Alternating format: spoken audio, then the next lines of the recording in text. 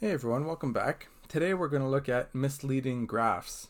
So here we have a nice graph here, and you can basically pick out different sections of the graphs that can be modified in such a way that it makes the graph look misleading. So some of the ways that the graph can be misleading: it doesn't start at 0.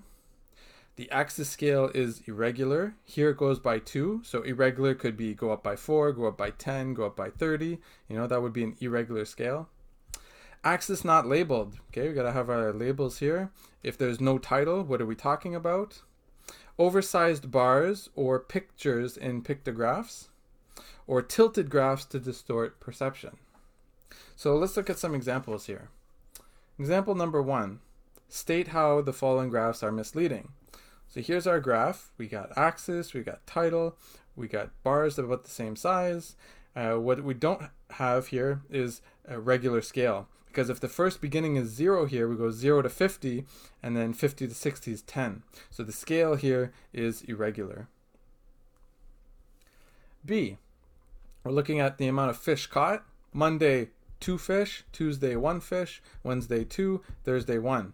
And each fish symbol represents 500 fish. So we notice here that Tuesday and Thursday, the single fish is oversized. And so this is what our misleading graph is, because we have oversized pictures.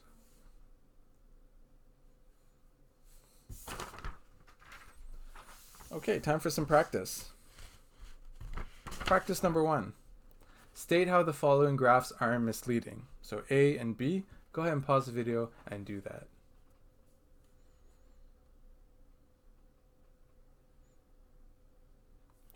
Okay, and then now we have C and D.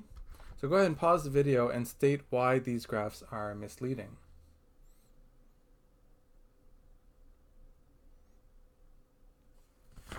Okay, so A, we have a tilted graph, and so this distorts the perception. It should be a circle that we see from above. When it's sideways like that, it makes the 40% of C look much bigger than it really is. So the tilted graph is the reason why this is misleading. B, we're going from 0 to 5, and then 5, 6, 7, 8. So the scale is irregular for B.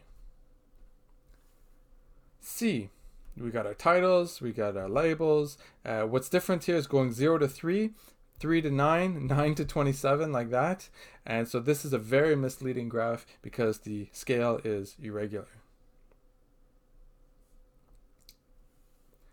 D, so our scale is nice, we've got our labels, we've got our title.